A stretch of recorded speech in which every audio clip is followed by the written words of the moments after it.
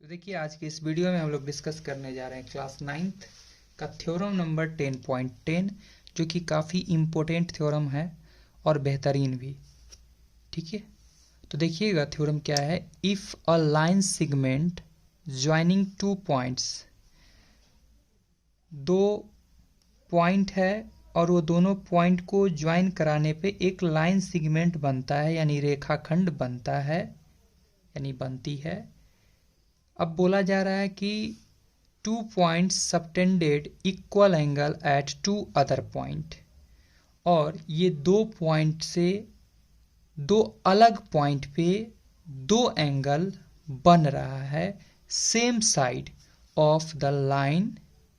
बोला same side of the line, line के same side पे दोनों पॉइंट है। अगर दोनों पॉइंट इधर है तो इधर ही है, या दोनों पॉइंट इधर है तो इधर ही है। तो दो पॉइंट से इस लाइन सेगमेंट द्वारा क्या बन रहा है, एंगल बन रहा है। ये एंगल और दूसरा ये एंगल बन रहा है। ठीक है, containing the line segment the fourth points lie on a circle। हमें ये बोला जा रहा है कि चौथा पॉइंट भी वह सर्कल पे लाई करेगा, जबकि इसमें इस बात को आप पढ़िएगा तो कुछ निकलेगा निष्कर्ष। If a line segment joining two point subtends equal angle at two other point, ये एंगल और जब ये एंगल इक्वल है तो हमें बताना है कि ये एंगल भी सर्कल पे ही लाई करता है। जैसे ये ए है, ये बी है, ये सी है और ये डी है। ए बी सी के बारे में तो हम लोग पहले पढ़ चुके हैं। थ्री नॉन कोलिनियर पॉइंट एक ही सर्कल पे होता है, लेकिन ये चौथा भी बोला जा रहा है कि सर्कल के ऊपर ही है। और ये इस दावे के साथ बोल पा रहा है क्योंकि हम लोग ये बात पढ़े थे कि सर्कल में अगर हम सेम लाइन सेगमेंट पे एंगल बनाते हैं तो आपस में होते हैं इक्वल। और यह थ्योरम हम लोग पढ़े थे 10.9 में। ठीक है, तो ये जिसे सर्कल का ये सरकमफ्रेंस है, यहाँ गया है, यहाँ गया है, यहाँ गया है और इस प्रकार गया है कि वो चारों पॉइंट को क्या करते गया है, टच करते गया है। यह बात हमें प्रूव कर दिखाना है कि ए बी सी और डी जो है सभी एक ही सर्कल पे लाई करते हैं, कौन साइक्लिक है, हमें ये बात प्रूव करना है। उसके लिए हमें एक बेहतरीन फिगर यहाँ पर पहले से बना रखे हैं, इसका सॉल्यूशन भी पहले से कर रखे हैं ताकि समय बचे। तो चलिए शुरू करते हैं। हमने लिखा A B subtends equal angle at C and ई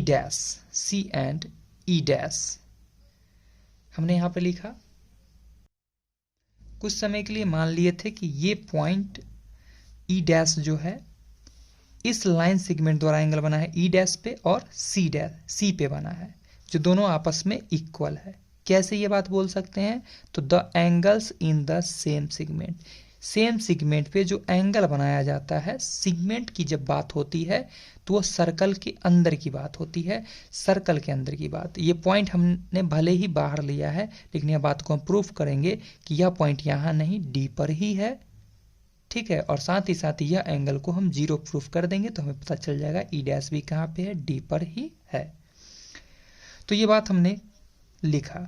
दूसरा बात, टू प्रूव, हमें क्या प्रूव करना है, ए बी सी जो है वो क्या है, कौन साइक्लिक है, यानी कि एक ही सर्कल पे है। चलिए ठीक, प्रूफ के तौर पे हम लोग क्या लिखे हैं, angle A C B is equal to angle A D B. यह बात कैसे लिखा, इट इज गिवन दैट, यह क्या है, दिया हुआ था। देखिए ये बात यहाँ पर दिया हुआ है, if a line segment joining two points subtended equal angles at two other point, दो अदर पॉइंट पे क्या बना रहा है, इक्वल एंगल बना रहा है। यह बात हमें गिवन था। चलिए इक्वेशन नंबर हमने इसे माना। सेकेंड, इस बात को हम लोग मान के चले थे ई डैश जो है वह भी पॉइंट जो है, वह जो पॉइंट है उस पॉइंट से भी सेम लाइन पर एंगल जो बन रहा है इक्वल बन रहा है। यह बात हमने एज्यूम किया, मान लिया था। ठीक है, from equation first and second क्या निष्कर्ष निकल के जा रहा है, ए सी बी यहाँ भी है, ए सी बी यहाँ है, मतलब यह एंगल के बराबर होगा। इस बात को हमने इक्वेशन 3 माना। ठीक है। अब हम लोग क्लास 7 में एक प्रॉपर्टी पढ़ के आए थे, एक्सटीरियर एंगल प्रॉपर्टी। अब हम इस ट्रायंगल की बात करें, ये एंगल की बात करें, तो यह एंगल क्या होगा, ये एंगल और ये एंगल के सम के इक्वल होगा। तो हमने लिखा A D B, angle A D B exterior angle है। ठीक है, is a exterior angle of triangle B D E dash, B D E dash कि क्या है, एक्सटीरियर एंगल है। किसके एक्सटीरियर एंगल है, तो देख सकते हो, सॉरी यहाँ पे हमने ई डैश लिखना था, बाय मिस्टेक हमने ये लिखा है ई डैश। ठीक है, इसका क्या है, एक्सटीरियर एंगल है, बिल्कुल एक्सटीरियर एंगल है ये। ठीक, कि ये एक्सटीरियर एंगल है, और एक्सटीरियर एंगल जो होता है अपोजिट साइड जो इंटरनल एंगल बनता है, इंटीरियर एंगल होता है, उसके सम के इक्वल होते हैं। यानी angle D is equal to angle E dash plus angle B, जिसका पूरा नाम है D B E, angle D B E dash plus angle, देखिएगा plus angle D E dash B plus angle D E dash B, मतलब ये angle, ध्यान समझिएगा, ये एंगल और ये एंगल का सम इसके इक्वल होगा। इस बात को हमने यहाँ पर मेंशन किया, समझ में आ गया होगा बात, बिल्कुल। Angle A D B, angle A D B लिख दिया हमने, angle A D B is equal to angle D B E, angle D B E, मतलब ये एंगल। इस एंगल को हम क्या लिख सकते हैं, इस एंगल को हम लिख सकते हैं, यहाँ से पूरा भी लेकर लिख सकते हैं ए, देखिएगा यहाँ से यहाँ तक का एंगल, यही लाइन को यहाँ तक बढ़ाए, ये तो इसी एंगल को रिप्रेजेंट कर रहा है ना, तो बोल सकते हैं ए E dash B, A E dash B, इसके जगह रिप्लेस करके हमने ये डाला, इक्वेशन मान लिया इसे 4th। इक्वेशन 3rd और 4th से हम लोग देख पा रहे हैं, ध्यान से समझिएगा, ए डी बी और ए ई डैश बी जो है वो दोनों आपस में इक्वल है। ठीक है, इक्वल है तो हम लोग रिप्लेस करके डाल देते हैं ये चीज़।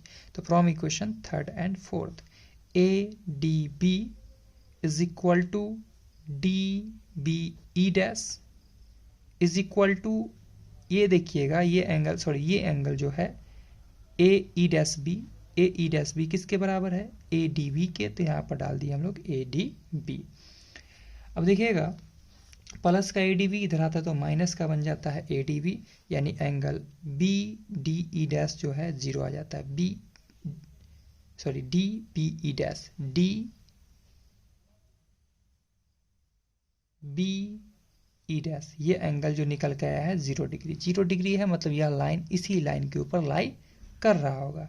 यानी हम बोल सकते हैं डी ई डैश पे कौन साइड है, डी जो है वह ई डैश पे ही कौन साइड है। सिमिलरली इसी प्रकार हम यह भी बात प्रूव कर पाएंगे कि ई भी इसी पे होगा। ठीक है, इस प्रकार हमने बोला कि the circle will passing through the point D, इस प्रकार हमने देखा कि सर्कल जो होगा वह भी पास करेगा कहाँ से, केवल डी से ही पास करेगा। ई डैश जो लिया था वो भी डी पर ही था, ई जो लिया वो भी डी पर ही था, यानी सभी पॉइंट डी पर ही है। हेंस हम बोल सकते हैं A B C D are concyclic. तो उम्मीद करते हैं वीडियो आप लोग को पसंद आया होगा।